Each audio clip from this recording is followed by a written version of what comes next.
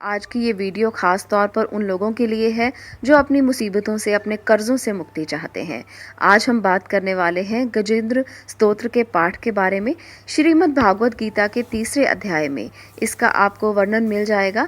इस स्तोत्र में कुल 33 श्लोक दिए गए हैं जिनका जाप या पाठ करना बहुत महत्वपूर्ण है।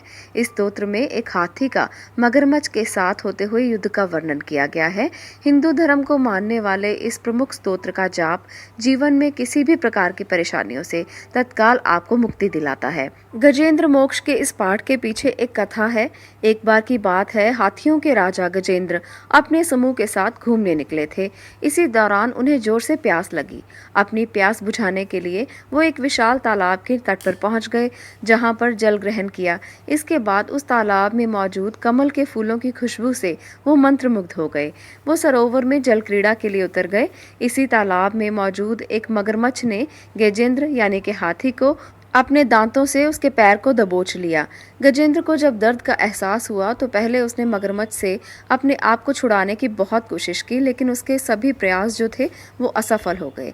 इस बीच मौजूद अन्य हाथियों ने भी गजेंद्र को ग्रह के इस चंगुल से मुक्ति दिलाने का प्रयास किया, लेकिन सब नाकामयाब हुए। काफी समय बीत जाने के बाद गजेंद्र की सारी शक्तियां जब यथावत रह गई तो उसने मोक्ष प्राप्ति के लिए श्री हरि विष्णु की आराधना करने की कोशिश कर दी और एक स्तोत्र का जाप किया जिसे गजेंद्र मोक्ष स्तोत्र कहा जाता है। गजेंद्र के स्तोत्र पाठ से खुश होकर भगवान श्री विष्णु उस सरोवर में आते हैं और सुदर्शन चक्र से ग्रह यानी कि उस मगरमच्छ के सर को काट देते हैं। गजेंद्र मोक्ष की उत्पत्ति इसी प्रकार से हुई। भागवत गीता में ये सारे श्लोक आपको संस्कृत में मिलेंगे, परंतु आज इसका वर्णन मैं आपके साथ हिंदी में करूंगी ताकि आप भी ये जान सकें कि उस गजेंद्र ने कौन सी स्तुति की जिससे आप लोगों के सभी कष्ट हर सकते हैं। श्री हरि विष्णु आपके लिए भी उसी प्रकार से आ सकते हैं जिस प्रकार से गज के लिए अपना रूप लिया। आप लोगों को भी इस गजेंद्र मोक्ष की जरूर स्तुति करनी चाहिए। इससे कर्जों से मुक्ति मिलती है, इससे समस्याओं से मुक्ति मिलती है। छोटा सा ये पाठ आपके जीवन को बदल सकता है। चलिए जानते हैं कि शुकदेव ने क्या कहा। बुद्धि के द्वारा पिछले अध्याय में वर्णित रीति से निश्चय करके तथा मन को हृदय देश में स्थिर करके वो गजराज अपने पूर्व जन्म में सीखकर कंठस्थ किए हुए सर्वश्रेष्ठ और बार बार दोहराने योग्य इस स्तोत्र का पाठ करने लगा, जिनके प्रवेश करने पर चेतना पाकर ये जड़ शरीर और मन सभी चेतन बन जाते हैं। ओम शब्द के द्वारा लक्षित और संपूर्ण शरीर में प्रकृति और पुरुष रूप में प्रविष्ट हुए उन सर्व समर्थ परमेश्वर को मन ही मन नमन करते हैं, जिनके सहारे ये विश्व टिका है, जिनसे ये निकला है, जिन्होंने इसकी रचना की है और स्वयं ही इसके रूप में प्रकट हैं, फिर भी इस दृश्य जगत से एवं इसकी कारणभूता प्रकृति से सर्वथा परे और श्रेष्ठ हैं। उन अपने आप बिना किसी कारण के बने हुए भगवान की मैं शरण लेता हूँ। अपने संकल्प शक्ति के द्वार अपने ही स्वरूप में रचे हुए और इसीलिए सृष्टि काल में प्रकट और प्रलय काल में उसी प्रकार अप्रकट रहने वाले इस शास्त्र प्रसिद्ध कार्य कारण रूप जगत को जो अकुंठित दृष्टि होने के कारण साक्षी रूप से देखते रहते हैं, उनसे लिप्त नहीं होते, वे चक्षु प्रकाशकों के भी प्रकाशक प्रभु मेरी रक्षा करें। समय के प्रवाह से संपूर्ण लोकों के और ब्रह्मादि लोकपालों के पंचभूत में प्रवेश कर जाने पर तथा पंचभूतों से लेकर महत्व पर्यंत संपूर्ण कारणों के उनकी परम करुणा रूप प्रकृति में लीन हो जाने पर उस समय दुर्गय तथा अपार अंधकार रूप प्रकृति ही बच रही थी। इस अंधकार के परे अपने परम धाम में जो सर्वव्यापक भगवान सब और प्रकाशित रहते हैं, वे प्रभु मेरी रक्षा करें। भिन्न भिन्न रूपों में नाट्य करने वाले अभिनेता के वास्तविक स्वरूप को जिस प्रकार साधारण दर्शक नहीं जान पाते, उसी प्रकार सत्व प्रधान देवता और ऋषि भी जिनके स्वरूप को नहीं जानते, फिर दूसरा साधारण जीव तो जान ही कैसे सकता है, वर्णन कैसे कर सकता है। वे दुर्गम चरित्र वाले प्रभु मेरी रक्षा करें। आसक्ति से सर्वदा छूटे हुए संपूर्ण प्राणियों में आत्म बुद्धि रखने वाले सबके अकारण हितु एवं अतिशय साधु स्वभाव मुनिगण जिनके परम मंगलमय स्वरूप का साक्षात करने की इच्छा से वन में रहकर अखंड ब्रह्मचर्य आदि अलौकिक व्रतों का पालन करते हैं, वे प्रभु मेरी रक्षा करें। वे प्रभु ही मेरी गति हैं। जिनका हमारी तरह कर्मवश ना तो जन्म होता है और ना जिनकी द्वारा अहंकार प्रेरित कर्म ही होते हैं, जिनके निर्गुण स्वरूप का ना तो कोई नाम है ना ही रूप है, फिर भी समयानुसार जगत की सृष्टि और प्रलय के लिए स्वेच्छा से जन्म आदि को वो स्वीकार करते हैं। उन अनंत शक्ति संपन्न परम ब्रह्म परमेश्वर को नमस्कार है। उन प्राकृत आकार रहित एवं अनेकों आकार वाले अद्भुत कर्मा भगवान को बारंबार नमस्कार है। स्वयं प्रकाश एवं सबके साक्षी परमात्मा को नमस्कार है। उन प्रभु को जो नम वाणी और चित्त वृत्तियों से भी सर्वथा परे हैं, बार बार नमस्कार है। विवेकी पुरुष के द्वारा सत्व गुण विशिष्ट निर्वृति धर्म के आचरण से प्राप्त होने योग्य मोक्ष सुख की अनुभूति रूप प्रभु को नमस्कार है। सत्व गुण को स्वीकार करके शांत, रजोगुण को स्वीकार करके घोर और तमोगुण को स्वीकार करके मूढ़ से प्रतीत होने वाले भेद रहित अतएव सदा संभाव से स्थित ज्ञान घन प्रभु को नमस्कार है। शरीर इंद्रिय आदि के समुदाय रूप संपूर्ण पिंडों के ज्ञाता सबके स्वामी एवं साक्षी रूप को आपको नमस्कार है। सबके अंतर्यामी प्रकृति के भी परम कारण किंतु स्वयं कारण रहित प्रभु को नमस्कार है।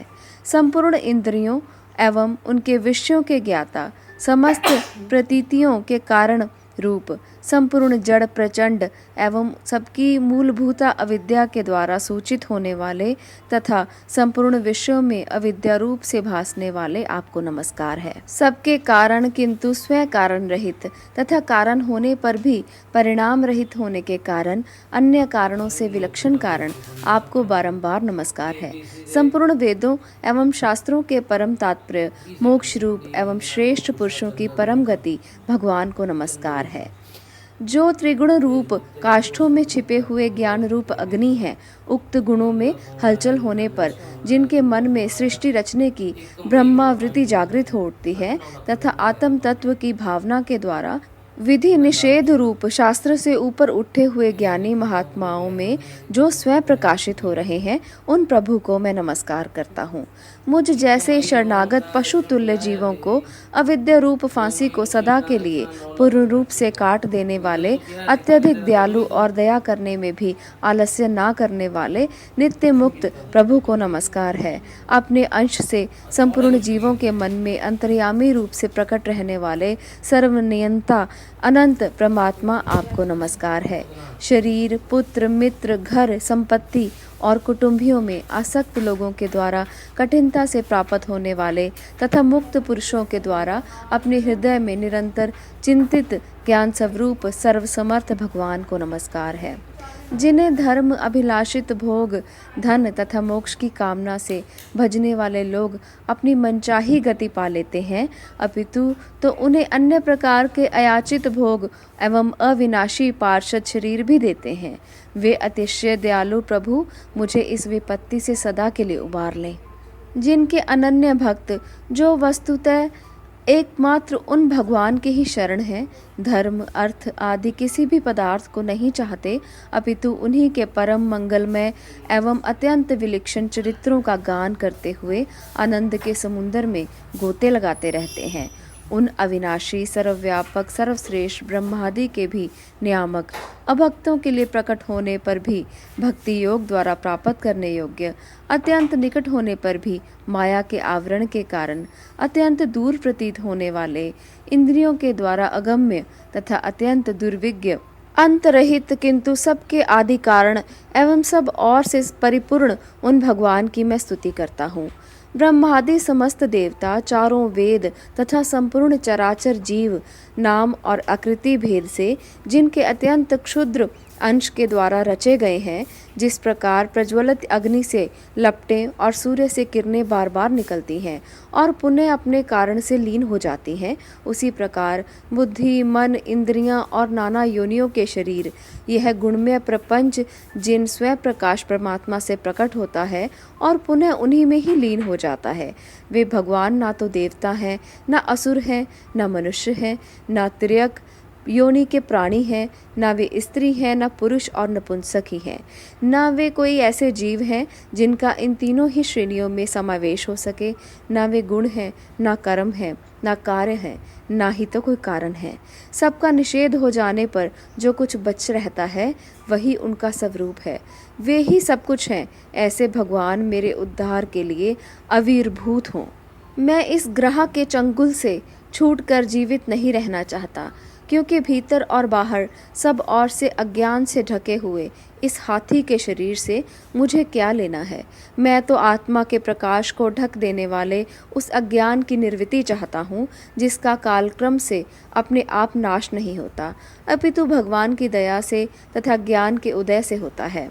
इस प्रकार मोक्ष का अभिलाषी मैं, विश्व के रचयिता, स्वयं विश्व के रूप में प्रकट तथा विश्व से सर्वथा परे, विश्व को खिलौना बनाकर खेलने वाले, विश्व में आत्म रूप से व्याप्त, अजन्मा, सर्वव्यापक एवं प्रापत्य वस्तुओं में सर्वश्रेष्ठ श्री भगवान को केवल प्रणाम ही करता हूँ, उनकी शरण में हूँ। जिन्होंने भगवत भक्ति रूप योग के द्वारा कर्मों को जला डाला है, वे योगी लोग उसी योग के द्वारा शुद्ध किए हुए अपने हृदय में जिन्हें प्रकट हुआ देखते हैं, उन योगेश्वर भगवान को मैं नमस्कार करता हूँ, जिनकी त्रिगुणात्मक शक्तियों का राग रूप वेग असहाय है, जो संपूर्ण इंद्रियों के विश्व रूप में प्रतीत हो रहे हैं, तथापि जिनकी इंद्रियां विषयों में ही रची पची रहती हैं। ऐसे लोगों को जिनका मार्ग भी मिलना असंभव है, उन शरणागत रक्षक एवं अपार शक्तिशाली आपको बार बार नमस्कार है, जिनकी अविद्या नामक शक्ति के कार्य रूप अहंकार से ढके हुए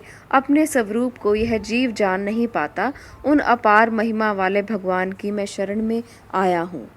जिसने पूर्वोक्त प्रकार से भगवान के भेद रहित निराकार स्वरूप का वर्णन किया था, उस गजराज के समीप जब ब्रह्मा आदि कोई भी देवता नहीं आए, जो भिन्न भिन्न प्रकार के विशिष्ट विग्रहों को ही अपना स्वरूप मानते हैं, तब साक्षात्कार श्री हरि, जो सबके आत्मा होने के कारण सर्वदेव स्वरूप हैं, वहाँ प्रकट हो गए। गजराज को इस प्रकार से दुखी देखकर तथा उसके द्वारा पड़ी हुई स्तुति को सुनकर सुदर्शन चक्रधारी भगवान इच्छानुरूप वेग वाले गरुड़ जी की पीठ पर सवार होकर सत्वन करते हुए देवताओं के साथ तत्काल उस स्थान पर पहुंच गए जहां वो हाथी था। सरोवर के भीतर महाबली ग्रह के द्वारा पकड़े जाकर दुखी हुए उस हाथी ने आकाश में गरुड़ की पीठ पर सवार चक्र उठाए हुए भगवान श्री हरि को देखकर अपनी सूंड को, जिसमें उसने पूजा का एक कमल का फूल रखा हुआ था, ऊपर उठाया और बड़ी ही कठिनाई से सर्वपूज्य भगवान नारायण आपको प्रणाम है, ये वाक्य कहा।